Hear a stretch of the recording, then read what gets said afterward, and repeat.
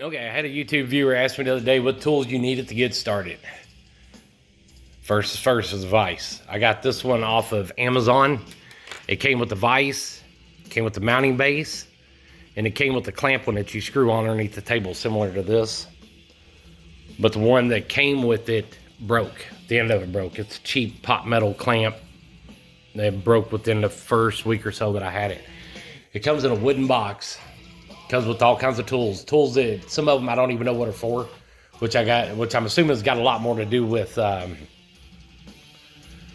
specialty flies. You know, when you're tying flies, a lot of these don't really cater to people tying crappie jigs or bluegill jigs. You kind of make do with what you find. But that was the first vise I got.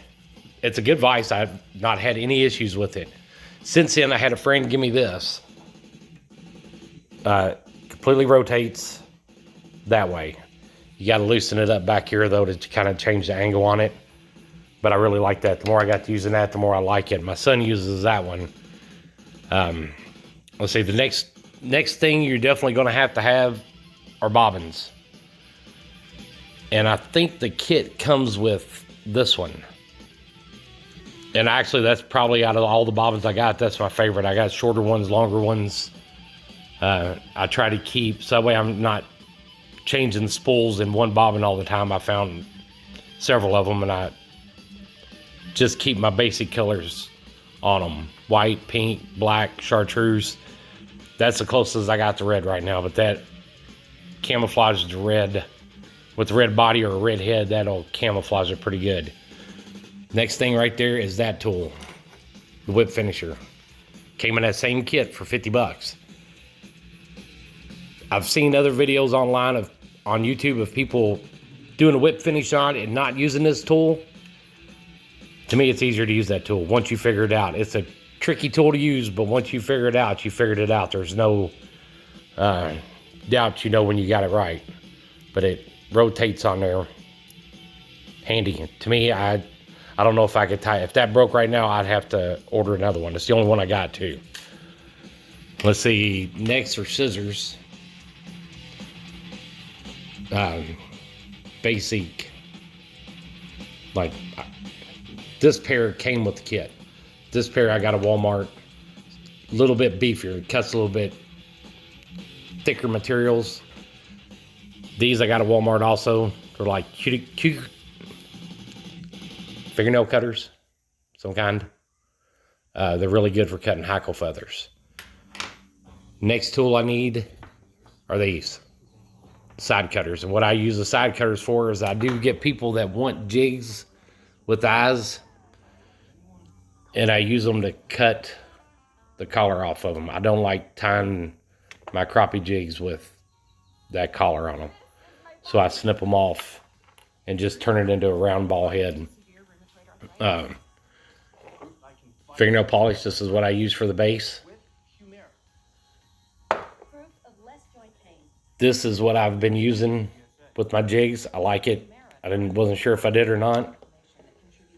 This one I started out with, and I bought one bottle and had no problems with it, and 2 bottles since then. It plugs up in the tip. Can't get the cap off. The glue goes everywhere.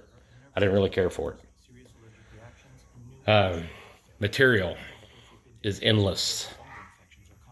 You can see I've got everything from hackle feathers, rubber legs, marabou, and this is kind of the mess I got going on. This is what all my material consists of. There's a lot there. Chanel, different types of body material. It comes in all shapes, sizes, colors, anything you can think of. Some of it you'll like, some of it you won't like. Some of it's super easy to tie with, some of it's a little more finicky.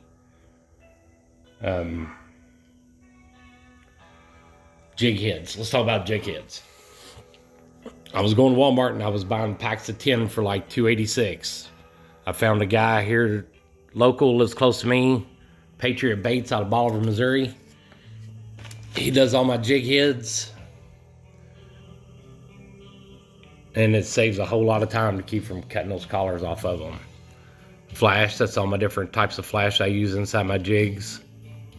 Some of my bucktail, more of my threads, some other tools up there, an extra vise, another pair of like forceps, like a pair of scissors, that, kind of like a small clamp.